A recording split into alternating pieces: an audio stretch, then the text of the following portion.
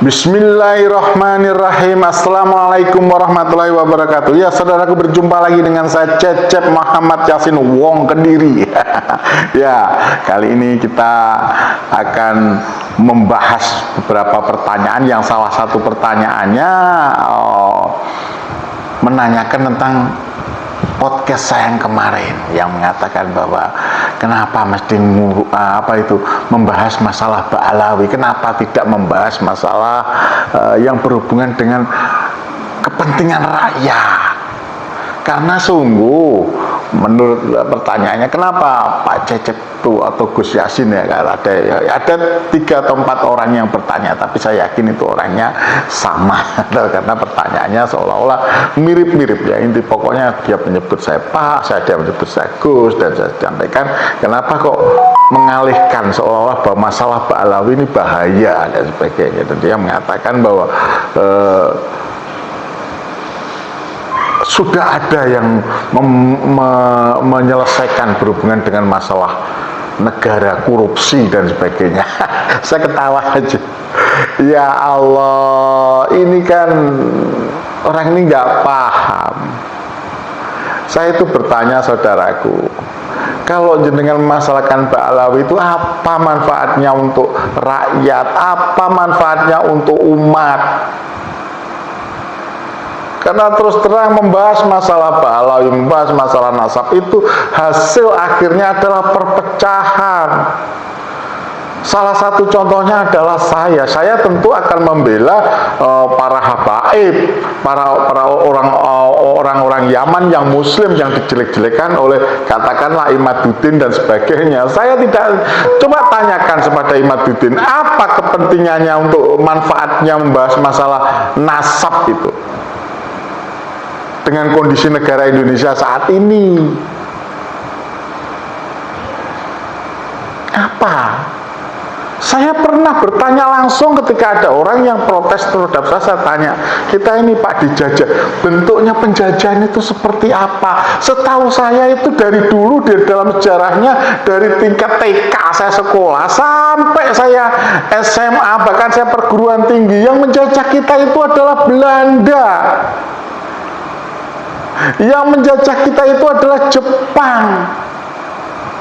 Di dalam sejarah disebutkan 350 tahun kita dijajah Belanda, 3,5 tahun kita dijajah Jepang. Tidak ada kita dijajah Yaman. Mana ada tentara Yaman itu, mana ada di sini?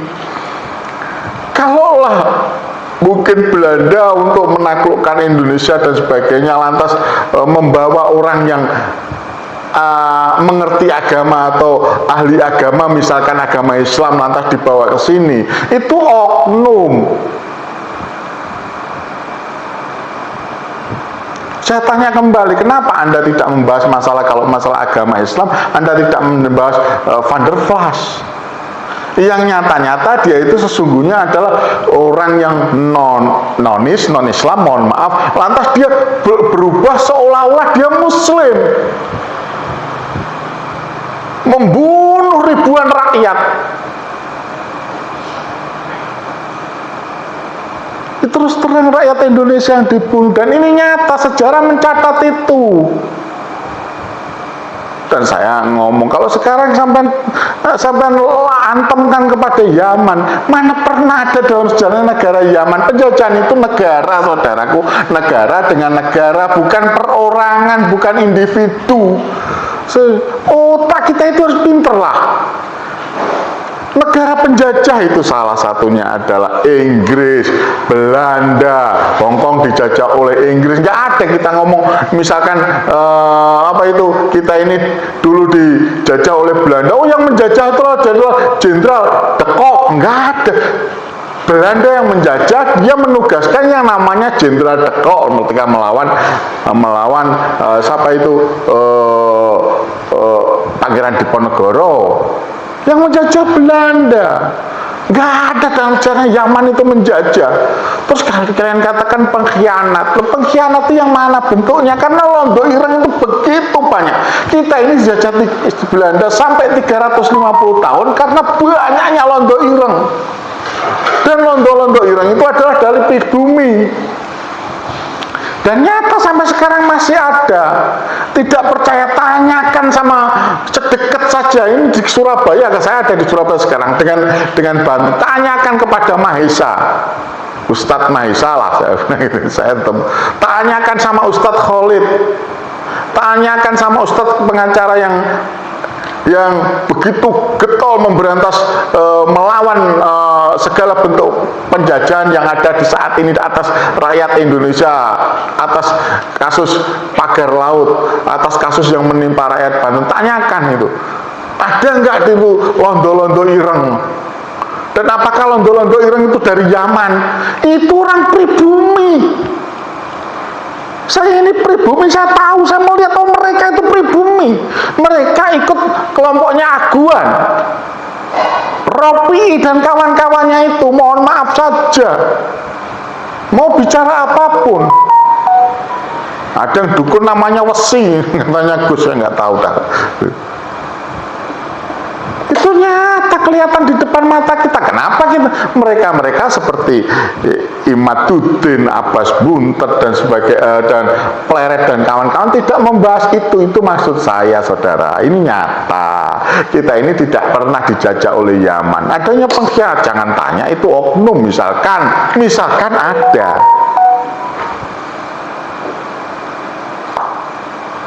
Lantas karena adanya orang-orang londo-londo ireng lantas seperti kita pribumi semuanya pengkhianat. Nanti dulu.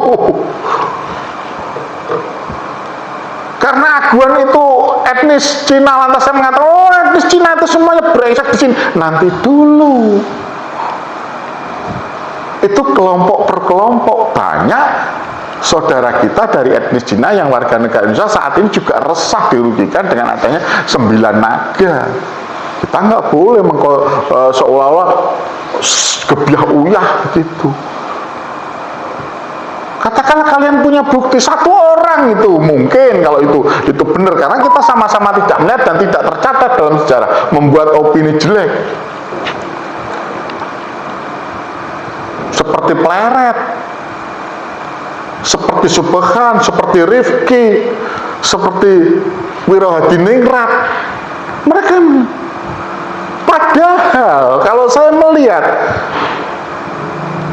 nasab, memasalahkan nasab ini adalah seperti pengalian isu. Bahkan saya melihat pengkhianatnya itu kelompoknya Imaduddin, Abbas, Buntet, Pleret, Subhan, Wiradiningrat, Rifki, Zulkarnain itu. Kenapa tidak hanya memasalahkan pada, kalau kalian memasalahkan pada kejelekan etnis, apakah kalian tidak melihat ada etnis lain?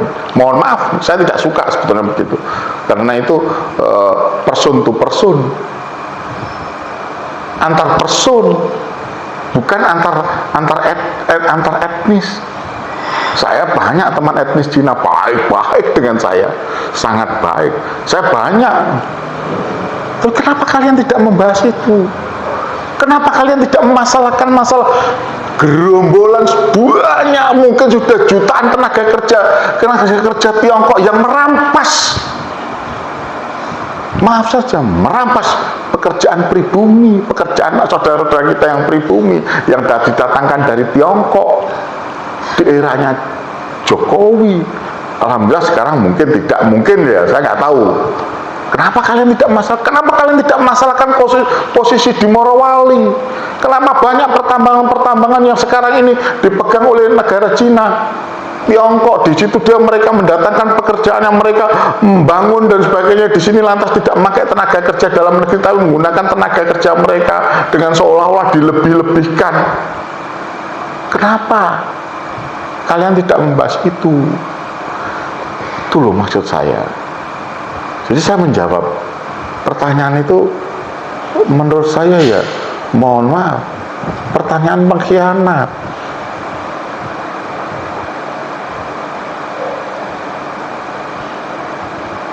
Jadi kalau saya mengatakan sama jenengan, saya menjawab tuh kenyataannya fakta bahwa jenengan hanya pada etnis Arab. Apa yang dirugikan oleh berapa orang yang korupsi? saya tidak bermaksud untuk apa itu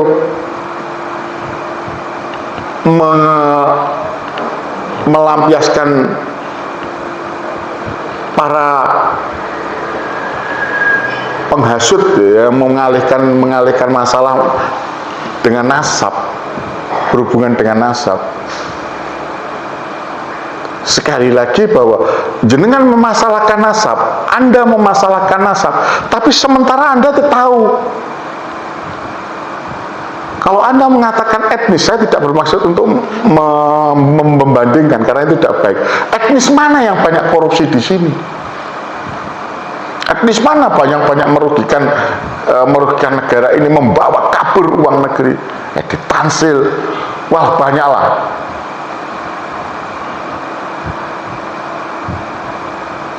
Etnis mana? Triliunan uang. Juga banyak pribumi kita yang melakukan seperti itu. Contohnya dalam kasus oplosan solar. Apakah lantas kalau itu dilakukan oleh mereka, kalian yang sekarang memasalahkan etnis Arab, lantas berani kalian mengatakan bahwa pribumi itu mereka adalah koruptor? Ini nanti dulu, kamu akan ditabur orang se-Indonesia. Ayo katakan begitu. Itu person, saudara. Tanggung jawab hukum itu melekat pada diri mereka, bukan pada orang lain. Mereka merusak negeri, mungkin sudah membentuk mafia. Karena terus terang dalam masalah oplosan itu saya yakin bukan hanya 7 orang itu, akan tetapi saya meyakini, sangat meyakini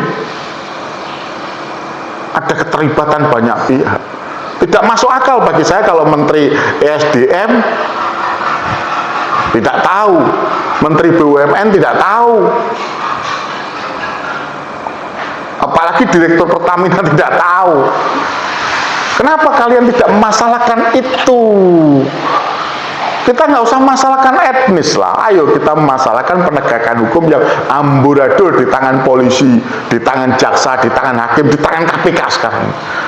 Lantas kita harus juga berpikir, kenapa dulu itu polisi dan jaksa gagal sehingga dibentuklah KPK. Tapi kenapa sekarang tahu-tahu KPK itu diketuai oleh polisi yang orang mohon maaf aja, dari institusi yang gagal menegakkan hukum, gagal memberantas korupsi. Ini kenapa kok bisa begitu dan DPR seperti diam? Itu pertanyaan saya dari dulu, dari awal. Saya terus terang ketika Pak Taufikur Rahman Ruki memegang ketua KPK, saya tidak senang. Saya selalu mempertanyakan, hanya karena itu belum ada medsos. Saya teriak, kenapa itu kok bisa dipegang oleh Taufikur Rahman Ruki? Mohon maaf, Irjen Taufikur Rahman Ruki, padahal ini KPK dibentuk karena kegagalan polisi dan kegagalan jaksa. Dan nyatanya memang benar ketika dipegang oleh orang-orang di luar polisi, di luar kejaksaan, Pak Abraham Samad dan sebagainya, nyata itu kencang sekali. Tapi serangannya juga berbalik banyak. Dan saya sepertinya menduga orang-orang begal nasab ini untuk mengalihkan permasalahan yang ada di Indonesia, yang sesungguhnya ada di Indonesia. Makanya saya bertanya, kenapa kalian tidak memasalahkan pihak lain? Tidak menyentuh sama sekali. Coba dikatakan tidak menyentuh aguan. Akan sangat indah kalau orang-orang yang memasalahkan nasab itu ikut terjun. Katakanlah dalam kasus Rempang, mereka bersuara seperti Fuad Meret, seperti Imaduddin, seperti Abbas di depan mata mereka sebagai seorang kiai, sebagai seorang ulama katanya. Walaupun saya katakan bahwa itu ulama, menurut saya ulama syuk, ulama yang tidak lurus, ulama abal-abal, hanya mereka menjual agama. Menurut saya itu, saya katakan, karena mereka melihat kemungkaran di depan matanya berhubungan dengan masalah, ya mohon maaf, Banten, pagar laut dan sebagainya, Rempang mereka, tapi mereka tidak pernah memasalahkan. Mereka tidak pernah memasalahkan di belakang disebut namanya harusnya. Itu si Aguan kurang ajar itu, melakukan pekerjaan dalam harus Seharusnya polisi menangkap. Kenapa mereka tidak melakukan begitu? Kenapa kalian-kalian yang memasalahkan masalah nasab tidak berbicara itu? Ini korupsi di Indonesia karena polisi tidak mampu, jaksa tidak mampu, hakim kita brengsek. Kenapa mereka tidak mampu? Rempang itu adalah, di sana adalah orang-orang Islam kebanyakan. Mohon maaf, saya tidak bermaksud mengatakan seolah-olah agama orang Islam yang tertindas, tapi yang jelas itu rakyat Indonesia beragama Islam. Mereka sudah sebelum merdeka, orang-orang Rempang sudah ada di situ. Pak Jokowi pernah berjanji, yang namanya Presiden Jokowi pernah berjanji kalau menang akan mensertifikatkan, tapi kenapa sekarang tambah dirampas? Harusnya mereka bersuara seperti itu. Kenapa mereka tidak bersuara? Maka saya bertanya, tujuan mereka sebetulnya apa? Kenapa mereka ini, saudaraku? Mereka tahu saya ini minim agama, jujur saya minim agama. Tapi kalau saya ngerti sedikit hukum lantas saya tidak berteriak, saya akan ditanya oleh Allah nanti, kok kamu diam? Ada korupsi di depanmu, ada kemungkaran di depanmu, ada perampasan tanah atas rakyat-rakyat yang kamu lihat di dalam berita. Kenapa kamu datang? Saya datang ke Wadas, saya datang ke Morowali, saya datang ke Banten, saya datang ke Rempang. Mohon maaf, bukan bermaksud apa, untuk supaya menunjukkan, ya Allah, saya sudah ada di sini dan saya menyaksikan kezaliman dan saya suarakan, ya Allah. Juga supaya saya dilihat oleh anak saya, bukan untuk pamer. Anak saya tahu bahwa ternyata orang tuanya peduli. Makanya kalau saya bilang, loh, kok kalian itu memasalahkan nasab, ini ada apa? Bahkan parahnya, Al-Quran kalian gunakan untuk menghujat. Karena saya mengatakan, saya sama teman-teman itu mengatakan, ini bukan kebencian yang mereka lakukan.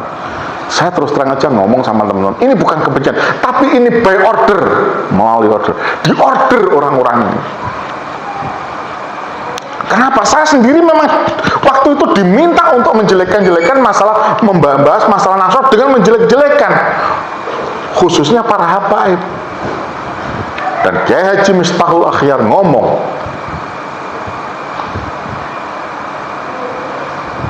bahwa beliau mengetahui dari seorang kepala polisi daerah Jawa Timur, ini adalah permainan jenderal. Ada belakang. Ya Haji Miftahul Akhyar loh, bukan macam-macam loh.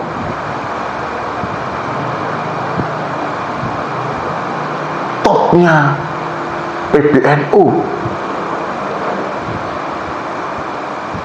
bukan Kiai Haji Yahya Stakuf, tapi topnya itu adalah Kiai Haji Miftahul Akhyar. Ulama karismatik, ulama yang teguh.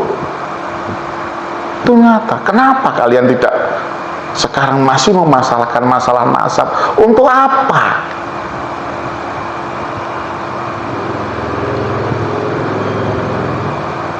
Saya akan buka fakta nanti, mohon maaf saja, bahwa Pleret dulu, yang namanya Fuad Pleret dulu itu hormat terhadap habaib. Kenapa saya mengatakan begini? Yang namanya Pleret itu hormat terhadap habaib, hormat terhadap para ulama, ya masa dari habaib, dari Pak Alawi. Saya dikirim. Tapi kenapa saya tahu-tahu tiba-tiba Fuad Pleret berubah seperti benci sangat kalau tidak by order?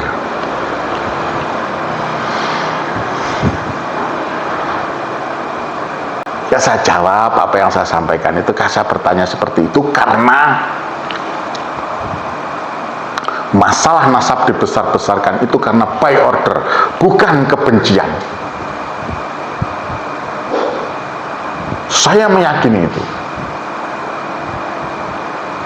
karena saya mengalami dan saya melihat apa yang disampaikan oleh Kiai Haji Miftahul Akhyar seperti apa yang saya alami, dan saya melihat dalam posisinya sebelumnya, seorang Fuad Barat itu sangat hormat dengan ulama. Bahkan yang namanya Imaduddin itu dulu adalah orang FPI. Tidaklah orang itu membenci dzurriyyatnya Rasulullah kecuali karena 3 hal. Imma ayyakuna walad zina. Boleh jadi dia itu adalah anak zina. Yang kedua, saya mendengar Imaduddin itu dulu adalah FPI. Kenapa dia berubah? Itulah yang menjadi pertanyaan. Jangan katakan dia benci. Saya tidak percaya kalau Imaduddin itu mengejar hanya karena alasan bahwa Imaduddin itu karena pengen seolah-olah meminta zuriyah. Bukan, itu hanya alasan penyambung saja. Alasan sebenarnya dia melakukan begini by order. Ada order di situ.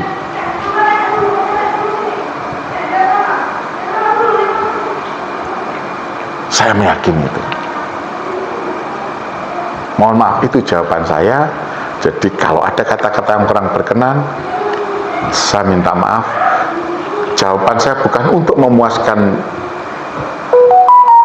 jenengan yang bertanya sama saya, karena kemungkinan jenengan sudah mengaku bagian daripada, ya mohon maaf, mereka. Jenengan terima monggo, enggak jenengan terima juga monggo. Tidak ada beban dari saya. Yang penting saya sudah menyampaikan bahwa Indonesia, NKRI tidak bermasalah dengan masalah nasab, tidak bermasalah dengan masalah habaib. Dan mereka yang sekarang ini memasalahkan nasab itu sesungguhnya tidak ada legal standingnya. Tidak percaya? Silakan mereka minta mereka berhubungan dengan nasab itu melakukannya, menggugat ke pengadilan. Menggugat ke pengadilan atas nasab Ba'alawi. Silahkan, diterima atau tidak. Karena itu orang melakukan tindakan hukum itu harus ada hubungan. Silahkan kita buktikan. Makanya saya minta, silahkan buktikan di pengadilan, gentle saja. Ya itu semuanya karena by order. Mereka tidak benci, tapi karena uang. Dan ini lebih nista, lebih jelek, lebih jahat. Semua bergerak karena uang dengan mengatasnamakan agama.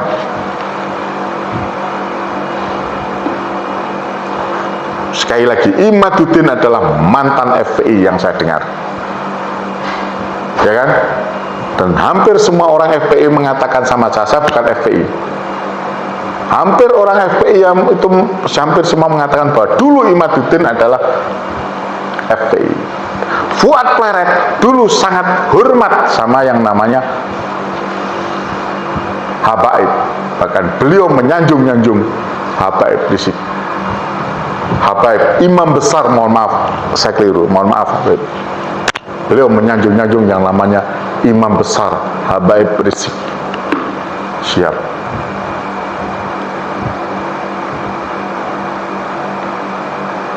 Itu nyata, silahkan lihat. Saya tidak. Maka saya dalam diskusi itu mengatakan bahwa ini bukan kebencian. Mereka melakukan ujaran kebencian, iya. Mereka menyampaikan ujaran kebencian, rasis, kebencian, memakai ayat Quran dan sebagainya. Itu nyata. Mereka mencari pembenar atas itu nyata. Mereka disuguhi, dipersiapkan untuk membuat seperti itu nyata. Saya berkeyakinan tesisnya yang dibuat oleh Imad itu bukan keluar dari kepalanya sendiri, karena itu dilakukan ada orang-orang di belakangnya. Dan itu saya yakin, mohon maaf, karena ada order, ada cuan, ada duit di belakangnya itu. Itu yang bisa saya sampaikan. Cecep Muhammad Yasin menyampaikan kalau ada yang kata-kata kurang berkenan, saudara-saudaraku yang dimuliakan oleh Allah, saya mohon maaf. Yang jelas saya menyampaikan apa adanya, yang saya lihat, saya dengar, dan saya rasakan. Tidak bernarasi saya.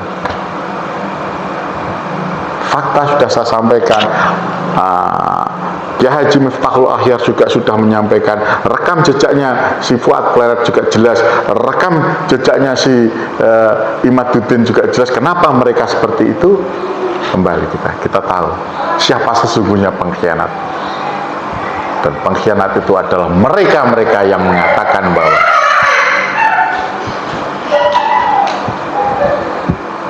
nasab para habaib itu bermasalah. Dan ingat juga, mereka-mereka yang berdiri di belakang PWILS sungguh orang-orang yang minta maaf. Perhatikan Mama Gufron dan sederetan dukun-dukun yang ada di belakangnya. Mohon maaf aja, dukun-dukun yang ada di belakang. Dan memang mumpung seperti itu mereka. Dan dukun itu kalian tahu bukan? Mengganggu akidah. Karena cuan yang namanya Imaduddin Fuad Kleret ikhlas bersekutu dengan para dajjal untuk menjadi dajjal. Itu dari saya, bahkan untuk menistakan ulama besar yang bernama guru tua Syed Idrus bin Salim Al-Jufri. Demikian dari saya, fisabilillah fastabiqul khairat. Wassalamualaikum warahmatullahi wabarakatuh. Tetap bersama Cecep Muhammad Yasin. Peduli Palestina.